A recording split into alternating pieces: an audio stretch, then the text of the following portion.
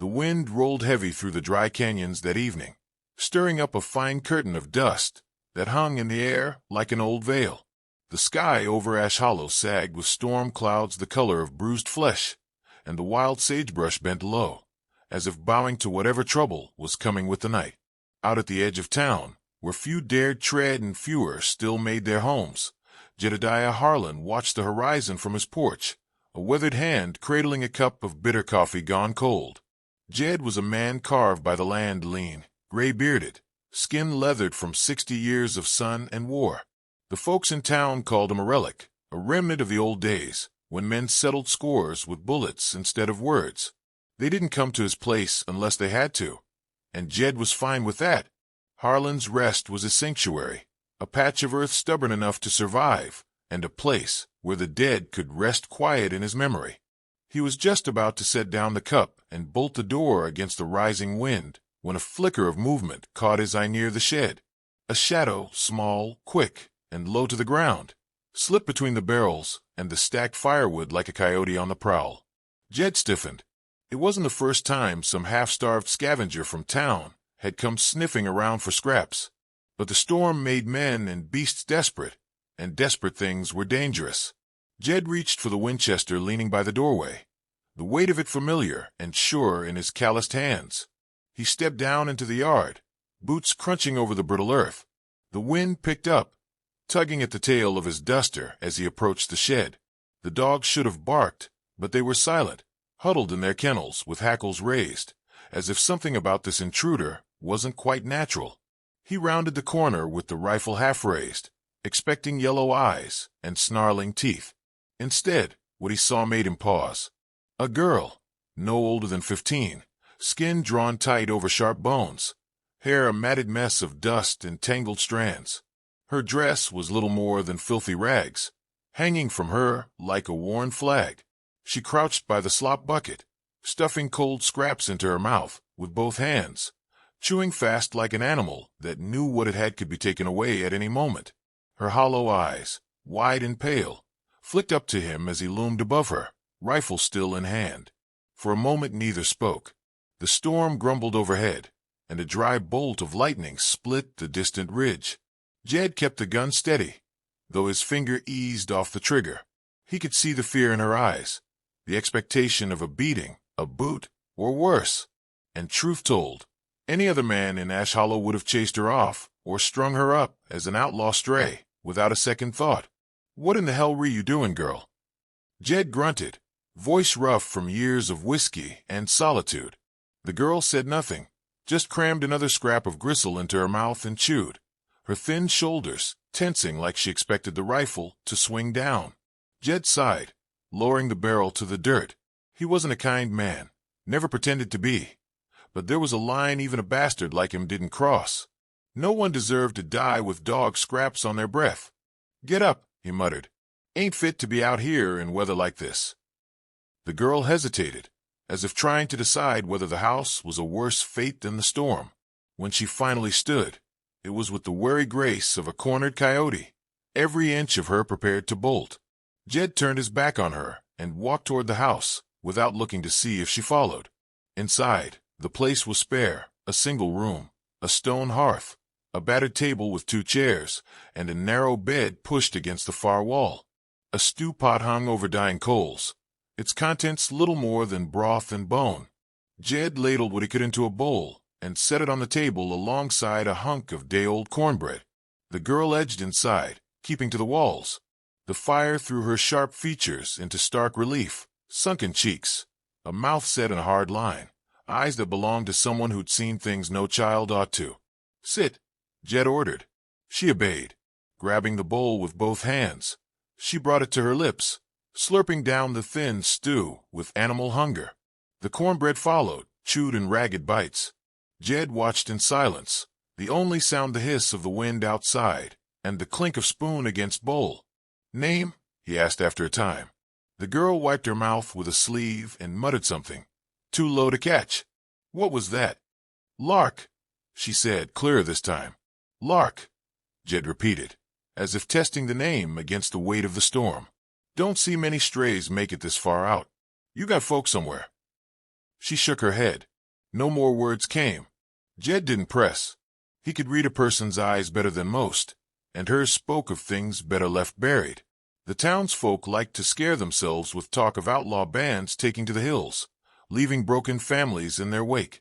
He'd heard the stories of Danton's gang raiding cabins, slaughtering whole homes for the hell of it.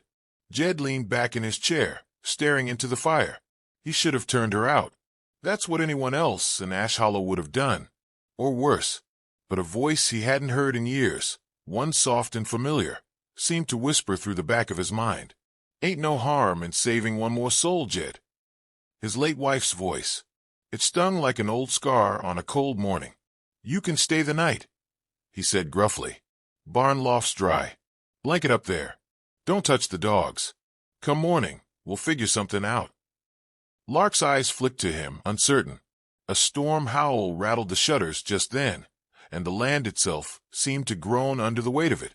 Jed stood and grabbed another log for the fire, the storm inside his heart matching the one outside his door. He knew he'd invited trouble, but he also knew he couldn't stomach the thought of sending another soul out to die in the dark. Morning broke over Ash Hollow like a reluctant promise. The storm had passed in the night, leaving the land soaked in dust-clump mud and a silence that felt unnatural, as though the wind itself was holding its breath. The sun rose slow and pale over the canyons, casting long shadows across Harlan's Rest. Jedediah Harlan stepped out onto his porch with a coffee cup in hand and a wary eye on the horizon. Lark was already moving about the yard, though he hadn't told her to.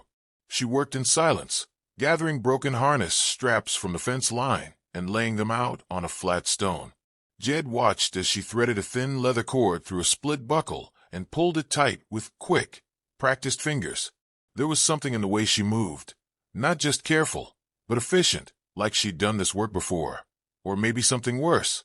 The dogs, usually distrustful of strangers, lingered near her without growling. That unsettled Jed more than he liked to admit. He finished his coffee and hitched the wagon. Supplies wouldn't wait, and neither would town gossip.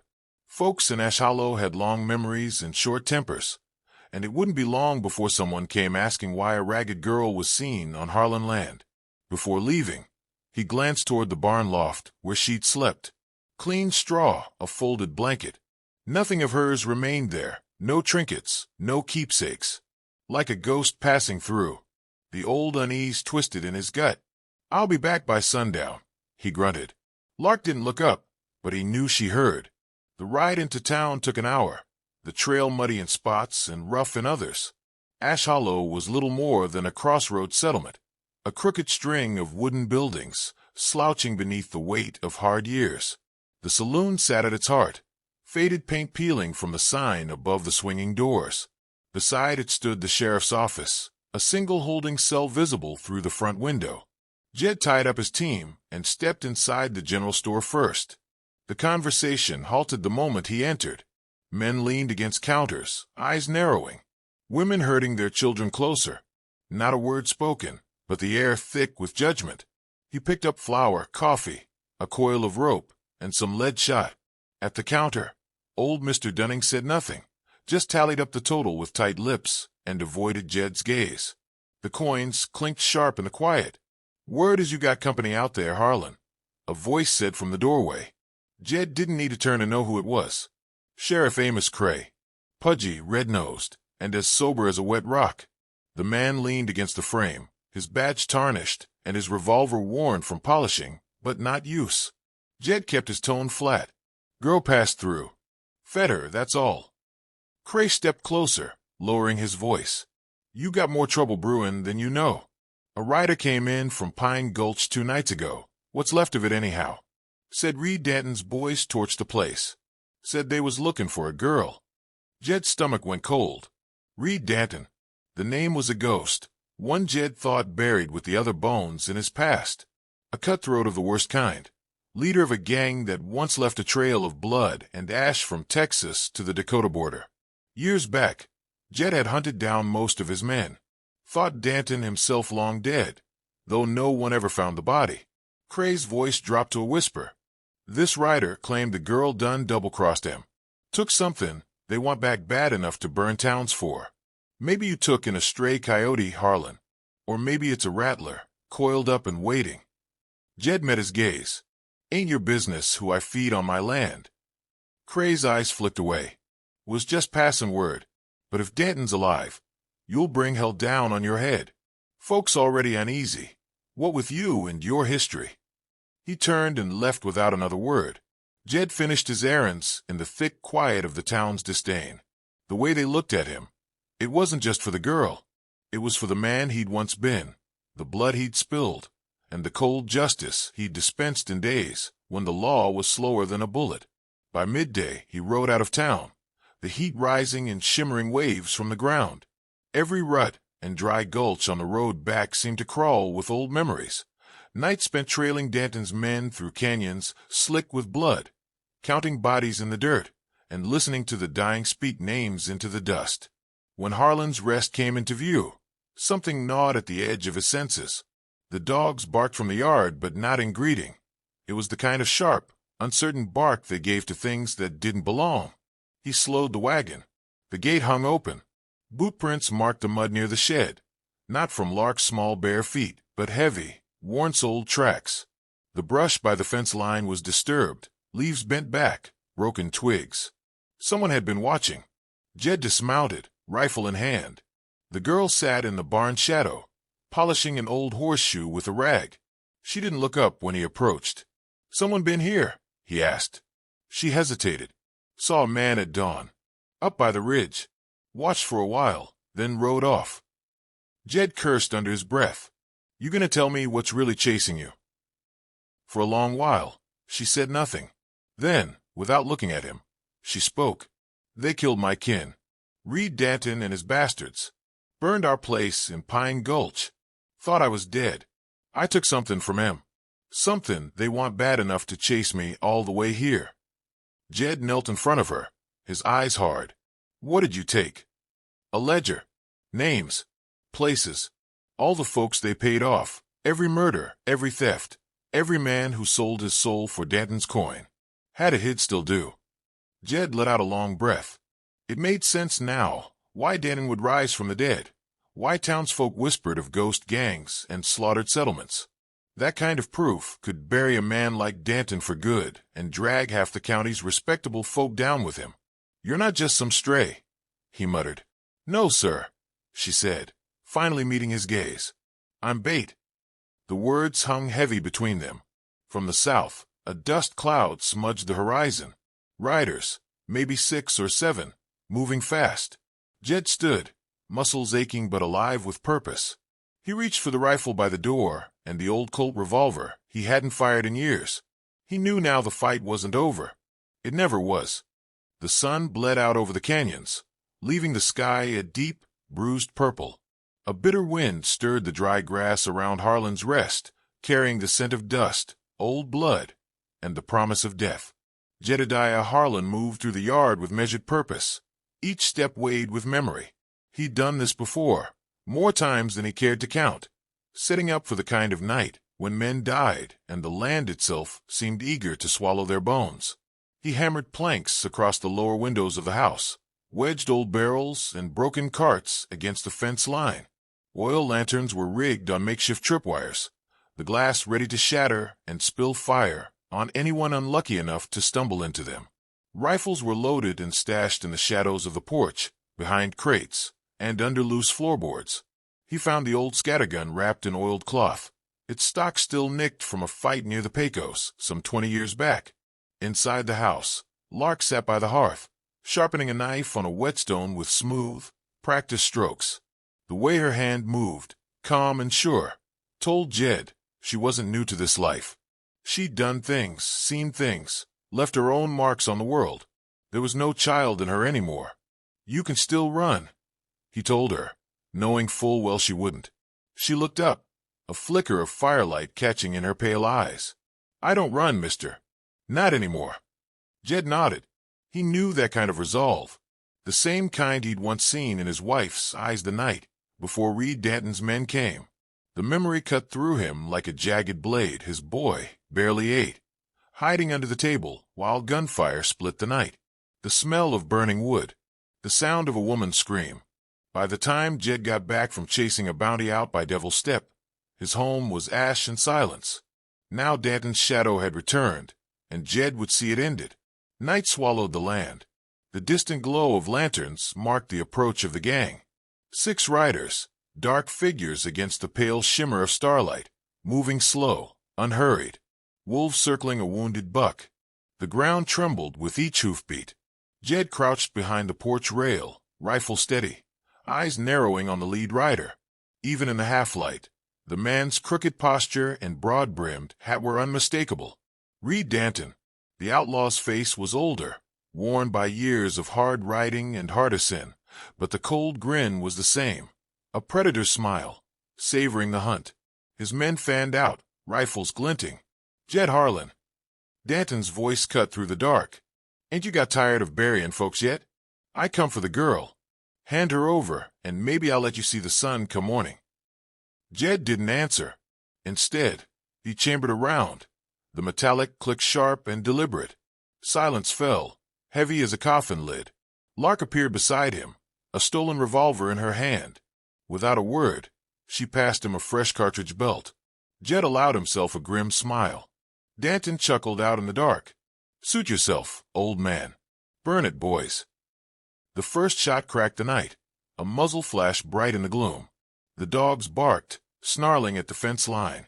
Jed fired back, his bullet finding a throat, dropping a man from his saddle without a sound. Chaos erupted. The outlaws poured forward. One triggered a tripwire, sending an oil lantern smashing at his feet, fire leaping to his boots. He screamed and flailed before a second shot ended his misery. Jed moved through the shadows like a man half his age, rifle bucking in his hands. Each shot measured, each target chosen. A man fell near the shed. Another staggered from behind a water trough before a slug caught him clean. Inside the house, Lark held her ground. An outlaw busted through the side door, grinning, knife in hand. Lark met him without hesitation, steel flashing. The struggle was savage, close, and merciless. She drove the blade into his side, twisting hard. He went down gurgling. Smoke thickened as one of Danton's men set fire to the barn. Flames licked the sky, painting the yard in orange and red. Jed felt the heat on his face, the past closing in like a noose. A shot grazed his shoulder, spinning him against the porch post. Blood warmed his shirt. He dropped behind cover, gritting his teeth. The world narrowed to noise, smoke, and the sharp tang of gunpowder. Lark appeared at his side, panting, face streaked with soot. There's 2 left. Jed's vision blurred, but he nodded. They moved together, a strange pair bound by death and survival. Another outlaw fell to Lark's revolver, a bullet catching him between the eyes as he tried to light a second torch. The last man bolted, spooked by fire and ghosts. Jed let him go. It was Danton he wanted. The outlaw leader stood alone in the yard, revolver in one hand, fire reflecting in his eyes. His grin was gone. Hell of a fight, old man, Danton called. Jed stepped out from the porch, blood darkening his sleeve, rifle still steady. The two faced each other across the scorched dirt, flames crackling between them. Should have finished you years ago. Jed growled. You tried. Danton spat. Cost you everything. It was no longer about the girl or the ledger or old sins. This was the reckoning both men had outrun too long. Jed raised the rifle. Danton's hand twitched toward his holster, but pain slowed him. The shot rang out, a clean, sharp report, and Danton staggered, clutching his side. He didn't fall. Not yet. Dawn crept over the canyon rim, light bleeding into the smoke-choked sky. The land was still, save for the groan of fire and the low whine of wind over ash. Danton stood there, bloodied, swaying. Jed lowered his rifle, revolver ready. Still breathing, Reed. The outlaw grinned, teeth red. Not for long. The standoff held, 2 old killers on scorched ground, dawn breaking over what was left of Harlan's Rest. Ash settled over the blackened bones of Harlan's Rest, drifting like snow across the scorched earth. Smoke curled from the barn's remains, the fire having finally exhausted itself, just as dawn breached the canyon's jagged rim. Pale orange light spilled across the blood-stained yard, illuminating broken weapons, scattered cartridge casings, and the bodies of men who wouldn't see another sunrise. Jedediah Harlan stood across from Reed Danton, both men worn down to the last breath of violence inside them. Jed's shoulder bled freely, but his hands were steady, revolver raised and aimed squarely at the outlaw who had haunted his every nightmare for over a decade. Danton, hunched and swaying, held his pistol loosely at his side. His hat was gone, blood trailing from a wound at his hip. He gave a broken grin, teeth red. "She begged, you know," Danton said through cracked lips. "Your wife got down on her knees, said there was a boy, said to spare him, cried when I put the barrel to her mouth." Jed's jaw clenched, his vision blurred, not from blood loss, but from a fury deeper than bone, older than memory. The revolver in his hand trembled, just slightly. Danton saw it and leaned in with a sneer. Didn't beg long. Jed's finger tightened on the trigger, until a small voice broke through the rising thunder in his head. "Don't." Lark stepped between them, her boots crunching on charred dirt, eyes locked on Danton. Her face was drawn, bruised, streaked with soot, but her voice was calm, cold. "He doesn't deserve to die that fast." Danton's eyes flicked to her, confused at first, then narrowed. "You?" She nodded slowly. "It's me, Pa." Silence swallowed the canyon. Not even the wind stirred. "I figured you were dead," Danton said after a long beat. "I told the boys not to burn the girl, but they didn't listen, didn't care. I watched you slit that rancher's throat in front of his kids," she said. "Then you laughed and walked away with his boots. That was the last day I ever followed you." Danton's face twisted. "I raised you. You ate from my fire, learned to shoot from my hand. You taught me how to hate," she said, "and you taught me how to lie. I stole your ledge of the night before you hit Pine Gulch, rode 3 nights through the desert to get away. You lured us here," he realized aloud. "I knew you'd chase me. You never could let anyone get away with stealing from you." Jed lowered his revolver slightly. "Why tell me now?" "Because you needed to know," she said without looking at him. "And because if anyone was going to kill him, it had to be someone better than him." Danton's revolver remained limp at his side. The sneer was gone. The flame in his eyes had dimmed. "You gonna shoot your own blood?" "No," she said. That's when Jed fired. The shot echoed through the hollow like a thunderclap. Danton's body jolted, his revolver slipping from his grip as he dropped to his knees. He looked up at Jed with surprise, then toppled forward into the dirt. Smoke curled from Jed's pistol barrel. He exhaled slowly, the weight of years falling away with the outlaw's last breath. Lark didn't flinch. Instead, she walked to Danton's corpse, knelt, and pulled a small leather-bound book from inside her jacket. The ledger. She handed it to Jed. "Everything's in there. The bribes, the towns that paid him to pass by, the names of every man who bought blood with coin." Jed took the book and stared at it. The truth, written in ink. Enough to burn half the territory clean.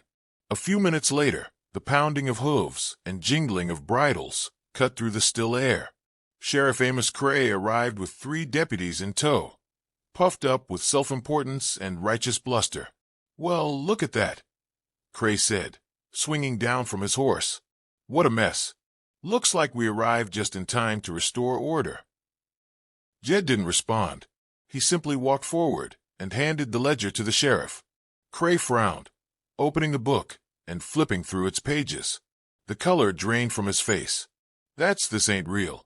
It's your handwriting, Amos," Jed said, "and your name's in there 6 times.